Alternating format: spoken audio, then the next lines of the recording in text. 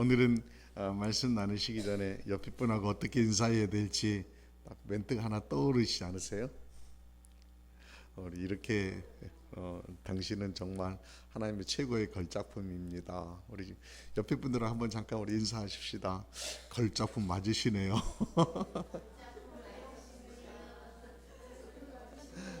네.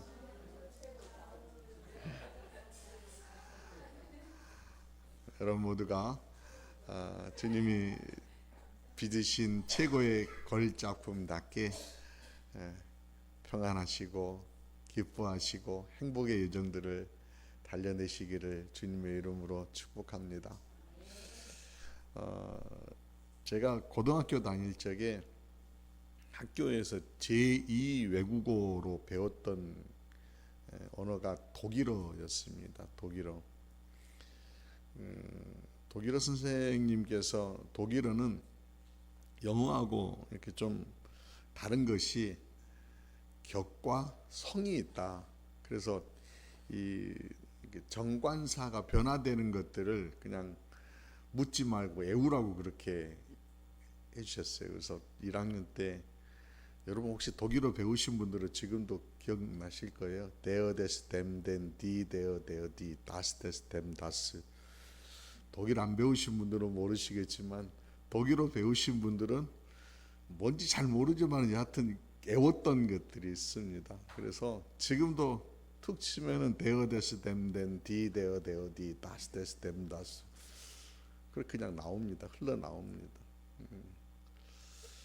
어렴풋이지만은 그래도 완벽하진 않지만은 이렇게 입에 익혀져 있다라고 하는 것은 그만큼 몸에 새겨져 있다라고 하는 거 아닐까요?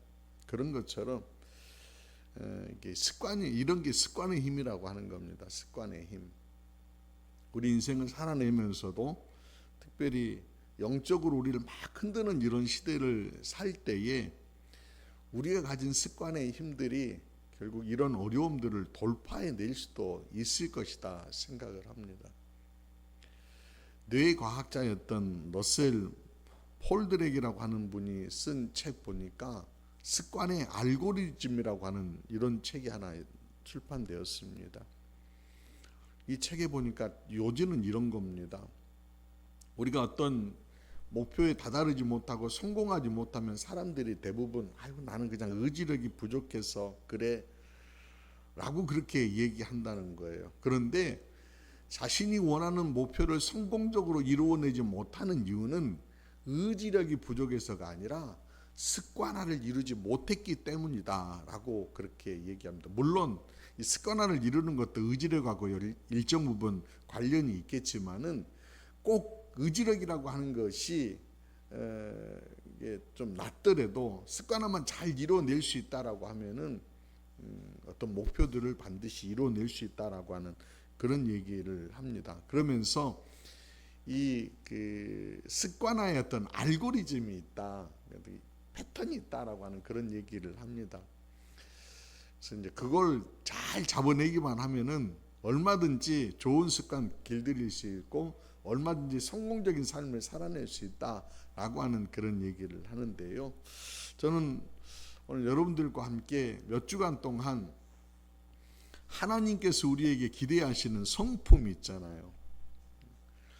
하나님이 정말 바라시는 성품, 오늘 베드로가 우리에게 전해주고 있는 오늘 10절 말씀 보면 그런 말씀이 있어요. 형제들아 더욱 힘써 너희 부르심과 택하심을 굳게 하라, 이런 말씀이 있는데 여기서 힘써 굳게 하라라고 하는 것은 부름 받은 자답게, 택함 받은 자답게 지속적으로 훈련하여서 이렇게 뭐 좀 온전하게 세워내라라고 하는 그런 의미인 것 같아요.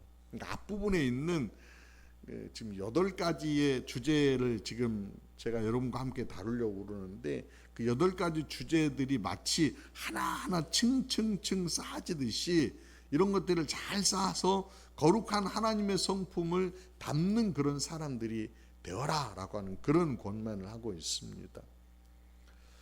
베드로가 편지하였을 때에 그 소아시아에로 흩어져 있었던 많은 흩어진 사람들에게 보낸 서신이거든요. 흩어진 이유는 다른 게 아니었어요. 신앙을 지키기 위해서, 살아내기 위해서 흩어진 거예요. 그러다 보니 그들의 삶이 공고했을 것입니다. 그들의 삶이 녹록하지 않았을 겁니다. 버거웠을 것입니다. 그럼에도 불구하고 그 버거운 중에도 우리는 세상의 빛이다, 어둠 속에 비치는 등불대자, 그런 등불의 삶을 살아내려고 하면은 결국 거룩한 성품을 가져야 된다라고 하는 그런 얘기를 하는 겁니다.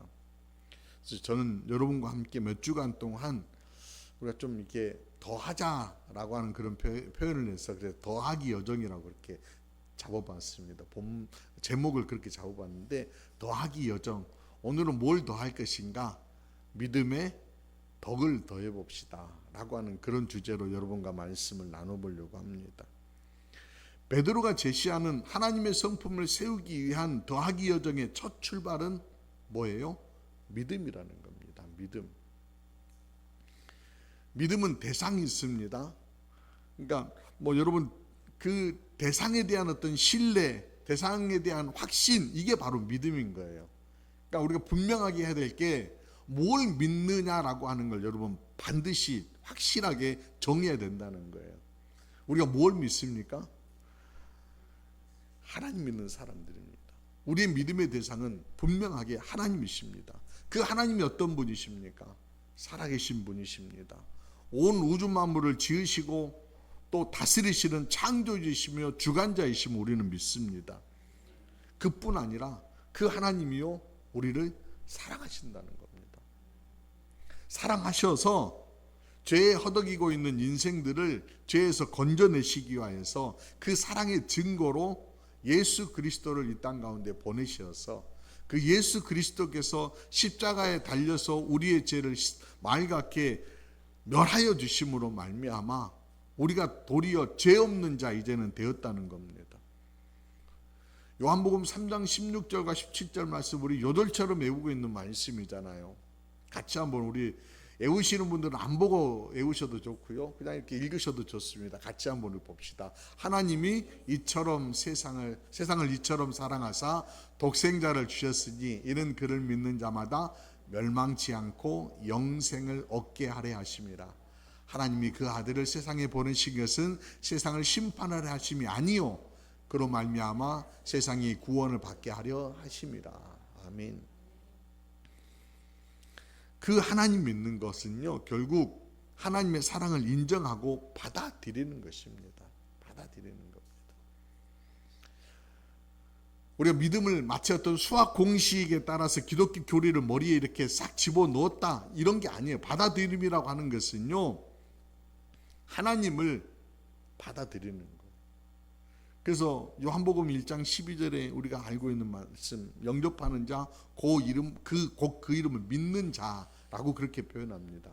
그러니까 믿는다라고 하는 것은 결국 영접한다라고 하는 것과 이렇게 같은 거예요. 그러니까 뭘 믿느냐라고 이렇게 물으시면은 전 하나님 믿습니다. 전 하나님 영접한 사람입니다. 예수 그리스도를 영접한 사람입니다. 예수 그리스도를 통하여서 우리의 죄가 멸하여진 것을 믿는 사람입니다. 그리고 이 세상 살아가는 날들 동안 나 혼자 두지 않기 위해서 성령을 보내서 성령과 함께 동행하는 사람입니다. 나는 그걸 믿습니다라고 그렇게 얘기하는 거예요. 그러니까 영접한다라고 하는 건 도대체 그건 뭘까? 영접이라고 하는 것은 결국 인격적으로 주님이 내 안에 들어오셔서 내가 주님과 함께 교제한다는 거예요. 만난다라고 하는 거예요. 그런 자들에게 하나님께서는요 자녀의 권세를 주셨다라고 그랬어요. 자녀의 권세. 자녀의 권세라고 하는 것은 다른 것이 아니라 하나님을 향하여서 뭐라고 부르는 거예요? 아버지라고 부르는 거예요. 아버지라고 부를 수 있게 되었다는 거예요. 하나님과의 아버지, 자녀 어떤 그런 관계가 이루어졌다라고 하는 겁니다. 상정과 종, 그냥 거룩한 신의 존재로만 계시는 분이 아니라 하나님을 감히 우리가 아버지라고 부르는 그런 인격적인 관계가 되었다는 겁니다. 사랑의 관계를 이루게 되었다라고 하는 겁니다. 여러분 그렇게 믿으십니까? 여러분 안에 주님이 거하시고 여러분이 입술로 하나님을 아버지라고 고백하며 그 아버지와 함께 동행의 걸음을 걸어내고 계십니까? 여기 자꾸 이렇게 옅어져요. 흔들리고 어떨 때는 아버지인 것 같은데 어떨 때는 남인 것 같고 어떨 때는 그냥 저기 멀리 계시는 신처럼 여겨지고. 그래서 바울이 이런 얘기를 해요. 고린도후서 13장 5절 말씀 보면은 같이 한번 읽어봅니다. 시작. 너희는 믿음 안에 있는가? 너희 자신을 시험하고 너희 자신을 확증하라. 예수 그리스도께서 너희 안에 계신 줄을 너희가 스스로 알지 못하느냐? 그렇지 않으면 너희는 버림받은 자니라. 아멘. 주님이 내 안에 거하시는지 안 거하시는지를 가장 잘 아는 이가 누구라는 거예요? 목사님이 아니고요, 장로님이 아니고요, 권사님이 아니고요. 누구예요? 나라는 거예요. 나 스스로 정말 주님이 내 안에 거하시는지를 한번 시험해보고 확증해봐라. 이런 표현을 바울이 쓰고 있어요. 여러분 안에 주님이 거하십니까? 그리스도의 임재가 누구보다도 자신 있게 나는 주님과 함께하는 사람입니다라고 여러분 말하고 계십니까? 믿고 계십니까? 어떨 때는 그런 것 같은데 어떨 때는 안 계신 것 같고. 왜 그럴까요? 이게 습관화가 이루어져 있지 않기 때문에 그렇다는 거예요. 습관화가 되어 있지 않다. 그러니까 믿음도 습관화를 이루어내야 된다라고 하는 거예요. 믿음의 습관화는 그럼 어떻게 이루어낼 수 있을까? 저는 아주 단순하게요, 부름이라고 생각합니다. 부르세요. 주님을 부르세요. 부름에서부터 시작하는 거예요. 여러분 아침에 일어나서요, 뭐 아내이든지 자녀이든지 보면은 잘 잤니? 이렇게 묻잖아요. 굿모닝 그렇게 얘기하잖아요. 눈 마주치면서 그렇게 하는 거잖아요. 그런 것처럼 내가 자면서 일어났으면은 주님 부르시는 거예요. 주님 부르시는 거예요. 식사하실 때도 여러분 부르시잖아요. 주님 만난 거 주셔서 감사해요. 육의 양식만 아니라 영적으로도 풍요하게 해주세요. 이렇게 부르시는 거예요. 걸으실 때도 부르시고, 위급할 때도 부르시고, 기뻐할 때도 부르시고, 힘들 때도 부르시고, 이 부름이 습관이 들어져야 한다는 겁니다. 하나님을 아버지라고 부르는 이 부름이 습관화가 되어지면은 자연스럽게 그 주님과 함께 동행하는, 주님이 내 안에 거하심이 내 안에 점점점 굳건하게 새겨지기 시작한다는 거예요. 그리고 그 부름의 사람들이 일주일에 한 번 이렇게 모여서 예배하는 거예요. 사도행전 2장 보니까 초대교회 성도들이 성전에 모이기를 힘쓰고 모이면 서로 떡대기를 힘쓰면서 서로 교제했다라고 그렇게 표현합니다. 그래서 그랬을까요? 히브리서에는 사도 바울이 이런 얘기합니다. 히브리서 10장 25절 말씀 보면은 모이기를 피하는 어떤 사람들의 습관과 같이 하지 말고 오직 권하여 그날이 가까움을 볼수록 더욱 그리하자. 그러니까 말세가 점점점 다가오면 다가올수록 뭐 하라는 거예요? 더 모이기를 힘쓰라는 거예요. 더 모이기를 힘쓰라는 겁니다. 왜 모여야 될까? 모이는 게 마치 짐이 되어지고 마치 그냥 부담이 되어지는 그런 시간이 되어지면 여러분 안 됩니다. 예배라고 하는 것이, 예배 드림이라고 하는 것은 저는 이렇게 생각합니다. 확인하는 시간. 뭘 확인해요? 우리가 살아내는 날들 동안 주님의 임재, 주님 말씀 따라서 그 책임의 길들을 살아냈는지, 주간 어떻게 잘 승리하였는지 한번 돌아보는, 확인하는 시간. 주님이 정말 나를 도우셨구나. 이 순간 주님이 나를 붙잡으셨구나. 내가 부를 때 주님이 응답해 주셨구나. 이거 확인하는 시간이 바로 예배 시간 같아요. 그리고 또 예배 시간은요, 주 안에서 계획하는 시간이에요. 쉽게 말해서 결제받는 시간이라고 하면 적절할 것 같아요. 주님, 이런 소망이 있습니다. 이런 기대가 있습니다. 이런 기도 제목이 있습니다. 주님 응답해 주세요. 어찌할 바 모를 때, 안내받고 교정받아야 될 때, 마음이 고쳐져야 되고 상처받은 마음들이 위로받아져야 될 때, 뭔가 준비가 되어져야 되는 그런 시간들, 계획되어져야 되는 시간이 바로 예배 시간이라는 거예요. 그리고 뿐만 아니라 이 시간은요, 은혜 누림의 시간이잖아요. 은혜 누림의 시간. 요한일서 5장 12절 말씀 보면은 이런 말씀이 있어요. 아들이 있는 자에게는 생명이 있고 하나님의 아들이 없는 자에게는 생명이 없느니라. 그러니까 예수 그리스도가 내 안에 거하시면서 우리의 예배를 받으시는 주님이 우리 가운데 거하심으로 인하여서 우리가 누리게 되는 게 뭐라는 거예요? 생명이라고 하는 거예요. 생명. 그 생명은요 결국 은혜예요. 은혜. 그 은혜를 누리는 시간이 바로 이 시간이라는 겁니다. 이거 얼마나 소중한 시간이에요. 여러분들 마음껏 누리시길 바랍니다. 마음껏 결제 올리시기 바랍니다. 마음껏 여러분들이 어떻게 살아냈는지 오늘 이 시간을 통하여서 확인해 보시길 바랍니다. 그러면서 우리가 믿음의 습관화가 잘 들어진다라고 하는 겁니다. 그럼 그 믿음의 습관화는 그 다음번에 뭘로 연결되어져? 믿음의 뭘이라고 합니까? 덕.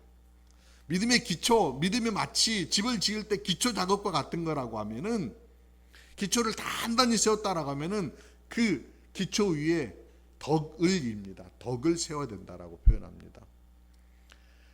덕이라고 하는 게요, 한자로 보니까 용어 우리가 그 뜻풀이 얘기하잖아요. 덕은 뭡니까? 라고 그렇게 물을 때에 덕은요, 공정하고 남을 넓게 이해하고 받아들이는 마음이 덕이래요. 남을 이해하고 받아들이는 마음, 넓은 마음으로 받아들이는 마음. 근데 덕은 제가 봤을 때 이런 것 같아요. 믿음이라고 하는 것은 마치 그 기초를 닦아서 뭔가 틀을 만들었다라고 하면은 그 틀 위에 뭔가 흐르게 하고 움직이게 하고 세워가는 거, 이게 바로 덕인데, 마치 농촌 가보면은 여러분 수로 있죠. 수로를 딱 만들어 놓으면은 수로 위에 물이 흘러야 되잖아요. 물이 흐르지 않으면은 수로가 아무런 의미가 없는 거잖아요. 기능을 못 하는 거잖아요. 믿음도 역시 믿음이다라고 하는 것이 있으면은 그 수로에 물은 덕인 거예요.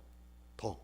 그러니까 우리 안에 덕이 이렇게 잘 흘러야지만이 정말 하나님의 사람인 거구나라고 이렇게 느낄 수 있고 알 수 있고 확인시킬 수 있다라고 하는 겁니다. 그런데 중국의 철학자 장자는요, 이 덕에 대해서 재밌는 표현을 해서 제가 여러분과 함께 나눠봅니다. 덕은요, 중국의 장자가 하는 덕이라고 하는 것은 장농 속에 넣어둔 속옷 같다, 이런 표현을 썼습니다. 재밌는 표현이에요. 장농 속에 넣어둔 속옷. 그 속옷이요, 남의 눈에는 드러나지 않지만은 몸을 이렇게 따뜻하게 만들어주는 역할을 하는 거잖아요. 근데 이 속옷이 겉으로 드러나면 어떻게 돼요? 약간 민망하죠. 표현이 참 적절한 것 같아요. 덕이라는 게 그런 거예요. 내가 베풀면은 남을 따뜻하게 해주지만 내 덕을 막 자꾸 드러내려고 하면은 그게 사실 약간 민망한 것이 된다라고 하는 그런 표현인 것 같아요. 그리스도인에게서도 바로 덕은 그런 것 같습니다. 그냥 누구에게 뭐 드러내기 위해서 나 덕 있는 사람이야 이렇게 막 드러내지 않고 그저 누군가에게 따뜻함을 전달해 주는 그런 역할을 하는 것이 덕 아닌가 싶습니다. 그럼 덕을 세우는 습관, 그럼 어떻게 세워갈 수 있을까? 고린도전서 10장 23절 말씀 보니까 바울이 이런 표현을 합니다. 모든 것이 가하나 모든 것이 유익한 것이 아니요 모든 것이 가하나 모든 것이 덕을 세우는 것이 아니니 누구든지 자기의 유익을 굳지 말고 남의 유익을 구하라. 그러니까 덕을 세우는 방법, 덕을 세우는 습관을 얘기할 때 바울이 얘기하는 것은 자기 유익을 구하지 말고 남의 유익을 구하라, 그렇게 권하고 있습니다. 자주 드리는 말씀이잖아요. 역지사지합시다. 입장 바꿔 한번 생각해 보자는 거예요. 상대에게 유익이 되는 것이 무엇인지 생각하고 말하고 행동하자는 겁니다. 그럼 자연스럽게 덕은 세워진다. 바울이 또 골로새서 4장 6절에 이런 말을 했습니다. 너희 말을 항상 은혜 가운데서 소금으로 고르게 함같이 하라. 그러니까 이게 만나게 하라라고 하는 그런 표현이잖아요. 말을 많이 한다라고 해서 사람들이 감동하는 건 아닌 것 같고요. 싱거운 말 하면 아이고 썰렁해 이러잖아요. 그런데 맛깔나는 말 한마디 하면 왠지 감동이 되고 위로가 되고 소망이 되는 것처럼, 근데 이게 말에는 이게 간이 있다는 거예요. 간. 그러니까 소금처럼 간이 있는데 말을 하려면은 막 뿌리는 게 중요한 게 아니라 뭘 해야 돼요? 간보기를 해야 돼요. 간보기. 그러니까 상대와 이렇게 우리가 만나가지고 관계를 맺어 나아갈 적에 간보기를 잘 하셔야 돼요. 간보기에 자꾸 실패하는 것 같아요. 그러니까 저 사람은 말 많이 해주는 게 좋아. 그래가지고 말 막 한다고 소금 막 쳤으면은 써가지고 말 못 드시는 거예요. 근데 저분은 그냥 말 안 하는 게 좋을 것 같다. 그래서 말 안 하고 입 뚝 다물고 가만히 있어요. 그럼 만나는 게 안 이루어지는 거예요. 간보기 잘 하셔야 돼요.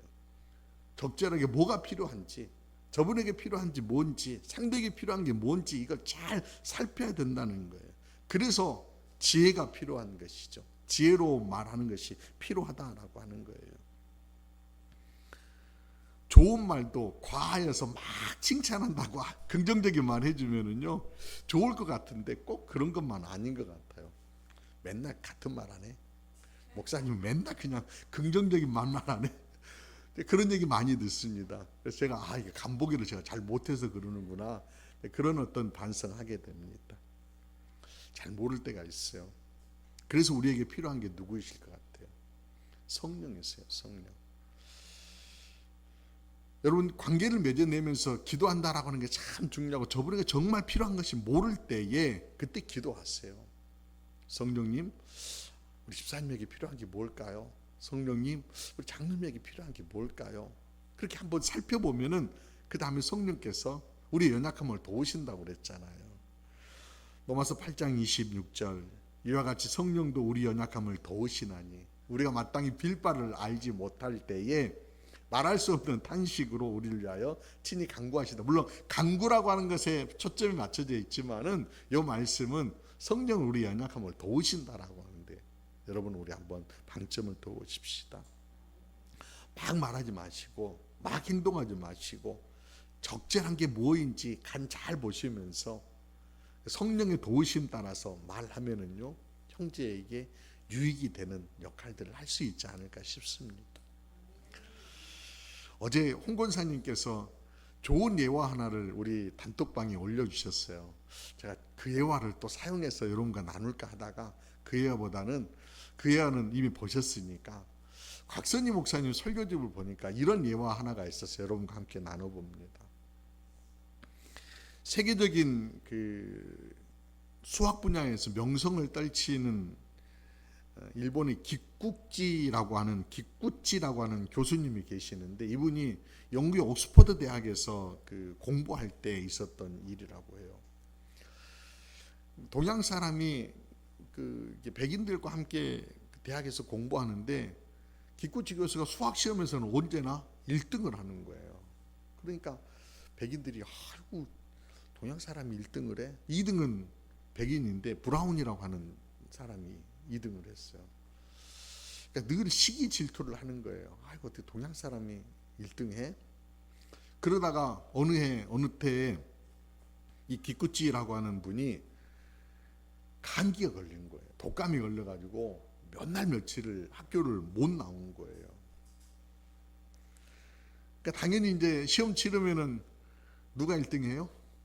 브라운이라고 하는 친구가 1등 하겠지 사람들이 막 기대하고 있었어요. 근데 시험 쳐봤는데 결과가요, 기쿠찌가 또 1등을 한 거예요. 와, 어떻게 된 거지? 저 사람은 정말 천재인가? 나중에 보니까요, 브라운이라고 하는 친구가 수업을 받았으면은 그 수업 받은 노트를 가지고 기쿠찌를 찾아가 가지고 오늘 공부한 내용을 싹 전부 알려줬대요. 그리고 나서 시험을 쳤는데 그냥 기쿠찌가 1등한 거예요. 도대체 브라운은 무슨 마음으로 그렇게 한 거죠? 아니 좋은 기회 아닌가? 수업 빠졌으니까 이제 분명히 내가 1등에 등극하고 기쿠찌는 이제 훅 떨어져 버려도 될 만한 어떤 그런 마음, 그런 시간 아닌가요? 근데 도리어 브라운이라는 친구는 그렇게 했다는 거예요. 뭘 본 거예요? 상대를 경쟁의 상대로 보는 것이 아니라 함께 더불어 나갈 친구로 본 거예요. 친구로 보니까 친구가 어려움이 있을 적에 도와야 된다, 이런 마음으로 내 것을 나누고 시간을 쪼개고 단련했던 것이죠. 우리도 그런 마음 가지고 살면 안 될까요? 저는 여러분들이 그런 마음으로 가지고 좀 살았으면 참 좋겠어요. 무한 경쟁, 약육강식, 강자 생존, 이런 단어들이 세상에 막 이렇게 흘러가고 있으니까 우리도 어느 순간 그거에 막 그 조류에 휩쓸려서 살아가고 있는 것 같은데, 우리만은 그런 어떤 조류에 휩쓸려 살아가는 사람들이 아니라 하나님이 말씀하신 원리, 함께 더불어 살아가는 그런 세상, 공존의 세상 꿈꾸는 사람들 아닌가요? 우리가 하나님 나라를 목표로 해서 살아가고 있는 사람들 아닌가요? 그러니까 그렇게 바라보는 것들이 필요하고 그렇게 나누는 것들이 필요하다는 거예요. 제가 군생활 할 적에 제 지휘관 가운데 믿음이 정말 좋은 대대장이 계셨어요. 정말 그분은 믿음이 좋으세요. 신앙적으로 흠잡을 데 없이 믿음이 좋으세요. 그런데 부대원들이 그 대대장을 존경하지 않아요. 왜 존경하지 않을까요? 앞에서는 정말 이렇게 믿음이 좋은 것처럼 그렇게 교회 가서는 그렇게 보이는데 실제 어떤 삶에서는 막 지적하고 힘들게 하고 험한 말 하고, 그러니까 존경하는 마음이 사라져 버린다는 거예요. 사랑하는 여러분, 우리는 그런 세상 꿈꾸는 사람들 아닙니다. 우리는 좋은 세상, 하나님 기대하시는 세상 꿈꾸며 나아가는 사람들입니다. 무엇보다도 여러분, 우리가 믿음 있는 사람입니다. 우리 안에 주님을 모시고 살아가는 사람들입니다. 그 주님을 믿는 사람들입니다. 그 주님의 음성에 민감하며 그분을 신뢰하며 그분의 이끄시는 대로 길을 걷고 있는 사람들입니다. 그분이 바라시는 게 뭘까요? 덕을 세우라라고 합니다. 덕을 세우는 게 뭐라고요? 우리가 간보기 잘해서 상대가 정말 필요한 것들이 뭐인지 상대의 마음을 따뜻하게 만들어 드리는 것이 바로 그 길인 것 같아요. 여러분, 서로 잘 간보기 잘 하시고요. 한 주간도 간보기 잘 하시면서 정말 나는 어느 정도 간으로 여러분 다가서는 게 좋을지 상대의 마음을 따뜻하게 이루어내면서 거룩한 성품을 한 단계 여러분 세워내시는 한 주간 되시기를 주의 이름으로 축원합니다. 기도드리시겠습니다. 사랑의 주님, 온 우주 만물을 지으시며 우리를 사랑하심을 믿습니다. 주를 영접하는 자를 자녀라 칭하시며 자녀의 권세를 더하여 주심으로 능력 있게 살아내게 하심을 믿습니다. 뿐만 아니라 우리 안에 거하심으로 다스려 주심으로 이끌어 주심으로 도와주심으로 이 땅 가운데에서 하나님의 사람답게 살아내게 하심을 믿습니다. 이제 더하여서 믿음의 덕을 세워가게 하옵소서. 드러냄으로 교만하지 않게 하시고 매 순간 내 입장이 아닌 너의 입장으로 살피고 도움과 나눔의 길들을 통해 맛깔나는 세상 이루어내는 우리 모두 되게 하여 주옵소서. 얼찌할지 지혜가 부족할 때 구할 때 주님 길을 알려주시고 감당할 수 있는 힘도 더하여 주옵소서. 한 주간도 거룩하신 주님의 성품 남는 습관 세워가도록 도우시고 이끌어 주실 것을 믿사옵고 우리의 구주 되시고 우리의 생명이 되시고 우리의 주인이 되시는 우리 구주 예수 그리스도 이름으로 기도드리옵나이다. 아멘. 아멘.